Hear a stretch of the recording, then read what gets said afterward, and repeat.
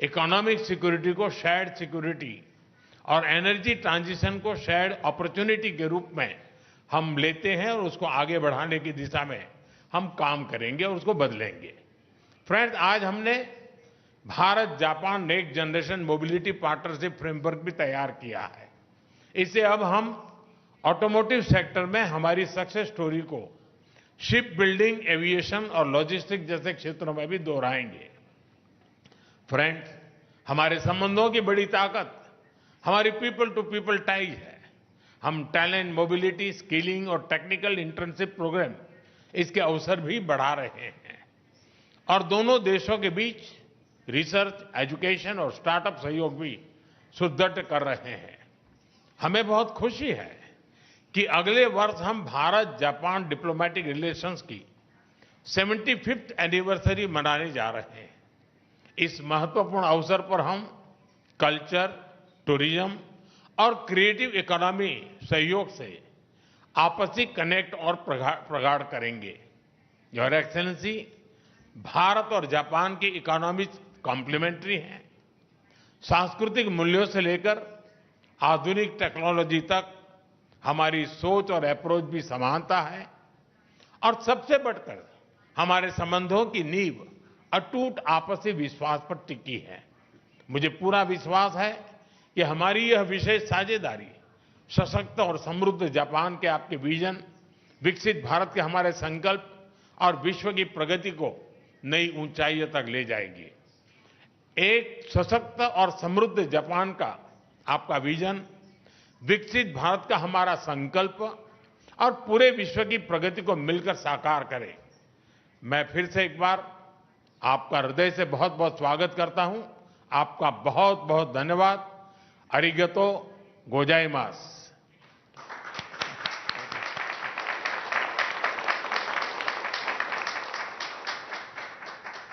Thank you. I request Honorable Prime Minister of India, Shri Narendra Modi, to give his remarks to the media. Your Excellency और मेरी छोटी बहन प्रधानमंत्री Takaichi जी, दोनों देशों के डेलीगेट्स, मीडिया के साथियों, नमस्कार, konnichiwa. India Japan annual summit के लिए प्रधानमंत्री ताकाइची का भारत में अपनी पहली यात्रा पर स्वागत करते हुए मुझे बहुत खुशी हो रही है। वे जापान की पहली महिला प्रधानमंत्री भी है और एक दूरदर्शी और लोकप्रिय नेता भी है। इतना ही नहीं, वे जापान के नारा प्रीफेक्चर से आती हैं, जो भारत जापान की साझा बौद्ध विरासत का एक बहुत महत्वपूर्ण केंद्र है। फ्रेंड्स, कुछ ही दिन पहले G7 समिट में मैंने कहा था कि वैश्विक उथल-पुथल के आज के माहौल में आपसी विश्वास हमारा सबसे बड़ा स्ट्रेटेजिक एसेट है और मुझे गर्व है कि भारत जापान की साझेदारी इस कसौटी पर पूरी तरह खरी उतरती है। पिछले कई दशकों में ऑटोमोटिव से लेकर इलेक्ट्रॉनिक्स तक जापान ने भारत की ग्रोथ स्टोरी का अहम हिस्सेदार बनकर दोस्ती और विश्वास की एक अमूल्य पूंजी बनाई है। और आज प्राइम मिनिस्टर ताकाइची की यात्रा से हम अपनी special strategic and global partnership के नए अध्याय की शुरुआत कर रहे हैं। फ्रेंड्स, आज भारत और जापान दोनों ही विश्व की सबसे बड़ी इकोनॉमीज में से हैं। एक फ्री, प्रॉस्परस और रूल्स बेस्ड इंडो पैसिफिक हमारी साझा प्राथमिकता है। क्षेत्र की सबसे बड़ी डेमोक्रेटिक और मार्केट इकोनॉमीज के रूप में आज हमने कई महत्वपूर्ण पहल की हैं। इनसे हम मिलकर पूरे क्षेत्र में शांति, स्थिरता और प्रगति का मार्ग प्रशस्त करेंगे।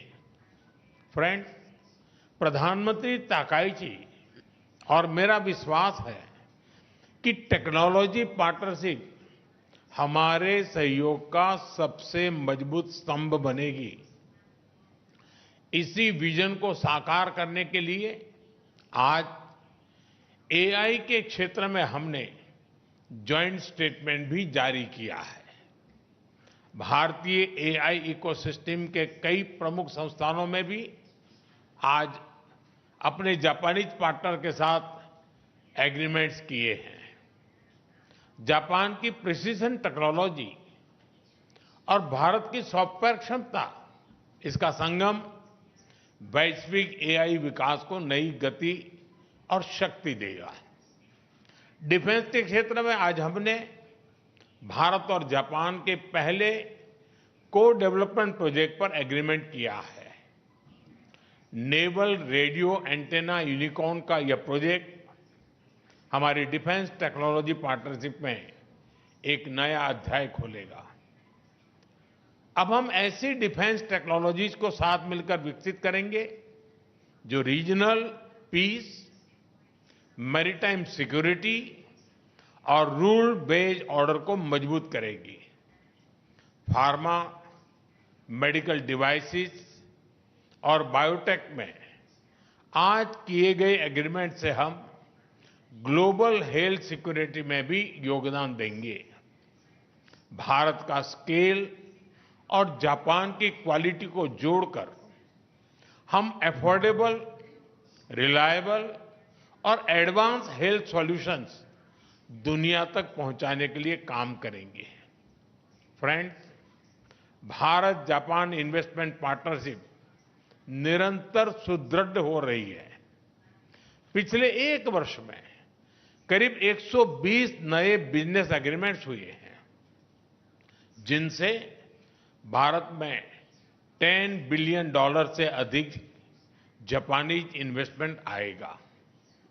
आज फाइनेंशियल सर्विसेज एजेंसी के बीच एग्रीमेंट से कैपिटल और इन्वेस्टमेंट फ्लोस और सुगम होंगे। हमारा लक्ष्य स्पष्ट है। अगले 10 वर्षों में जापान से भारत में 10 ट्रिलियन येन इन्वेस्टमेंट और भारत में जापानीज कंपनी की संख्या दोगुनी करना। भारत में लगातार हो रहे रिफॉर्म से ईज ऑफ डूइंग बिजनेस बढ़ा है। जापान की कंपनीज भी इसका लाभ उठा सकती हैं। फ्रेंड, आज के अनिश्चितता भरे युग में भारत और जापान दोनों इकोनॉमिक सिक्योरिटी और एनर्जी सिक्योरिटी का महत्व अच्छी तरह समझते हैं। इसी दिशा में आज हमने इकोनॉमिक सिक्योरिटी के लिए एक ज्वाइंट रोडमैप तैयार किया है। इसके माध्यम से हम सेमीकंडक्टर, क्वांटम और एडवांस मटेरियल जैसे स्ट्रेटेजिक क्षेत्रों में सप्लाई चेन रेजिलियंस को मजबूत करेंगे। एनर्जी सिक्योरिटी के क्षेत्र में भी आज हमने कई महत्वपूर्ण निर्णय लिए हैं।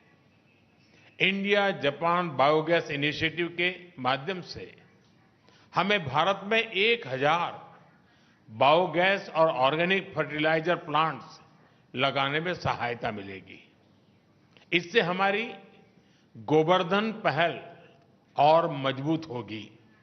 इससे भारत के गांवों में सस्टेनेबिलिटी, प्रॉस्पेरिटी और रूरल लाइवलीहुड को नई शक्ति मिलेगी। ऑयल शॉक जैसी परिस्थितियों से निपटने के लिए